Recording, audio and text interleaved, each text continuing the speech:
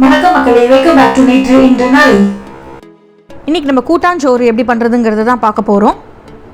இது ரொம்பவே ஒரு ஹெல்த்தியான ஒன் பாட் ரெசிபி தான். இதை நிறைய பேர் நிறைய விதமாக பண்ணுவாங்க. ட்ரெடிஷ்னலான இந்த டிஷ்ஷை ஒரு பானையில் பண்ணால் ரொம்பவே டேஸ்டியாக இருக்கும்.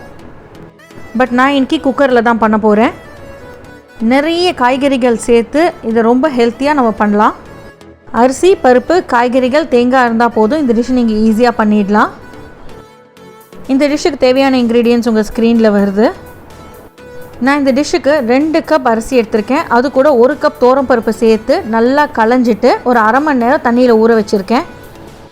கலர்ஃபுல்லாக நிறைய காய்கறிகள் எடுத்திருக்கோம். முடிஞ்ச அளவுக்கு நாட்டு காய்கறிகளை சேர்த்துக்கோங்க. இன்னொரு முக்கியமான இன்க்ரீடியன்ட் பார்த்திங்கன்னா முருங்கைக்கீரை. ஸோ இந்த ரெசிபிக்கு நீங்கள் கண்டிப்பாக முருங்கைக்கீரை சேர்க்கணும். இவ்வளோ காய்கறிகள், பருப்பெல்லாம் நம்ம சேர்த்து பண்ணும்போது இது எப்படி நியூட்ரிஷியஸாக இல்லாமல் இருக்கும்? டேஸ்ட்டும் செம்மையாக இருக்கும். ஸோ இந்த ரெசிபியை கண்டிப்பாக ட்ரை பண்ணி பாருங்கள்.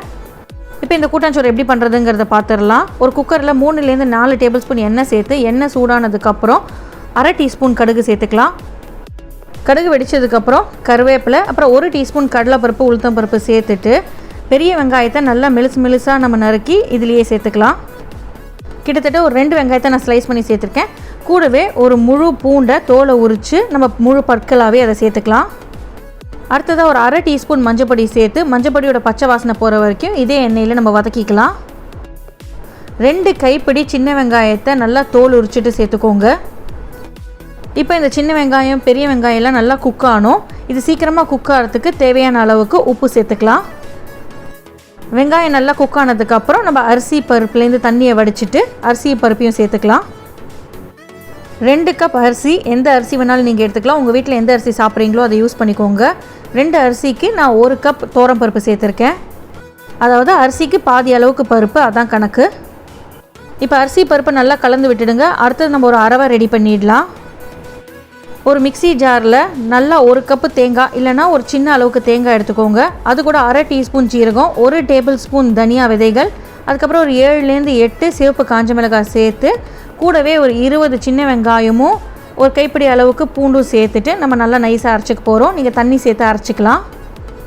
ஒரு சட்னி பதத்துக்கு இருக்கணும். அரைச்சதை தனியாக எடுத்து வச்சுக்கோங்க. இப்போ நம்ம இந்த அரிசி பருப்பு கூட ஒவ்வொரு காய்கறிகளாக சேர்த்துட்டே வரலாம். காய்கறிகள் வேகிற ஆர்டரில் நம்ம சேர்த்துக்க போகிறோம். அதாவது எந்த காய் வேகிறதுக்கு லேட் ஆகுமோ அதெல்லாம் முதல்ல சேர்த்துக்கலாம். முதல் ரவுண்டில் நான் சேனைக்கிழங்கு, புடலங்காய், கொத்தரங்காய், அவரைக்காய், கேரட், தக்காளி, உருளைக்கிழங்கு சேர்த்துருக்கேன். காய்கறிகளோட அளவில் எந்த ரெஸ்ட்ரிக்ஷன்ஸும் கிடையாது. உங்களுக்கு எவ்வளோ வேணுமோ அவ்வளோ சேர்த்துக்கலாம். அதே சமயம் உங்களுக்கு எந்த காய்கறி ஒத்துக்காதோ அதை நீங்கள் சேர்க்க வேண்டாம். அதுவும் உங்கள் சாய்ஸ் தான். சில பேருக்கு கிழங்கு வகைகள் ஒத்துக்காது, அவங்க இதை அவாய்ட் பண்ணிக்கலாம். சில பேர் புடலங்காய் சாப்பிட மாட்டாங்க. அந்த மாதிரி இருக்கிறவங்க உங்கள் காய்கறிகளோட அளவையும் உங்கள் காய்கறிகளோட சாய்ஸையும் உங்களுக்கு ஏற்ற மாதிரி நீங்கள் கஸ்டமைஸ் பண்ணிக்கலாம். இப்போ இந்த ரெசிபிக்கு தேவையான அளவுக்கு நம்ம தண்ணி சேர்த்துக்கலாம். அப்ராக்சிமேட்லி 8லேருந்து 10 கப் தண்ணி தேவைப்படும்.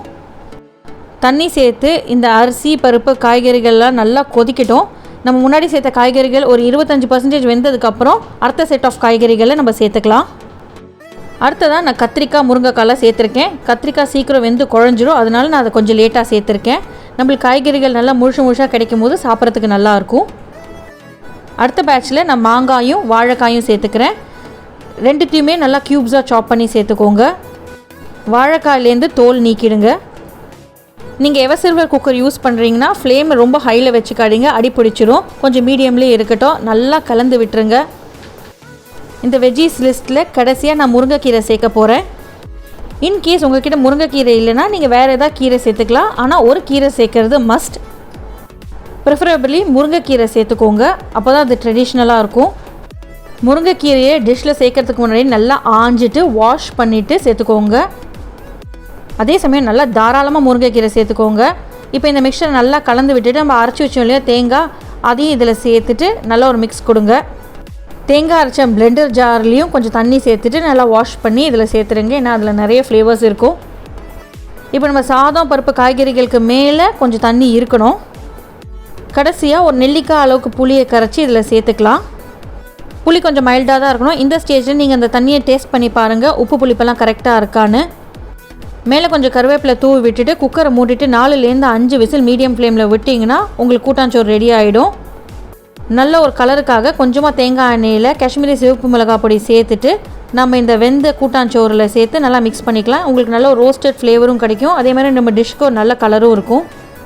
ஸோ ஆத்தங்கரை ஓரத்தில் அடுப்பை மூட்டிட்டு ஒவ்வொரு வீட்லேருந்து ஒரு பொருள் எடுத்துகிட்டு வந்துட்டு ஒன்றா சேர்த்து பண்ணுறது தான் இந்த கூட்டாஞ்சோறு ரெசிபி.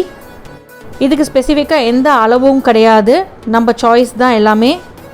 ஒருத்தர் வீட்டிலேருந்து அரிசி, ஒருத்தர் வீட்டிலேருந்து பருப்பு, அப்படியே செடியிலேருந்து கொஞ்சம் முருங்கைக்கீரை, கொஞ்சம் காய்கறிகள்லாம் பறித்து போட்டு பண்ணுற ஒரு நியூட்ரிஷியஸான டிஷ் இது. உங்களுக்கு தேவையான எல்லா நியூட்ரியன்ஸும் இந்த டிஷ்ஷில் இருக்குது. கடைசியாக கொத்தமல்லி தூவிட்டு நம்ம இதை இறக்கிடலாம். சூடாக சர்வ் பண்ணுங்கள்.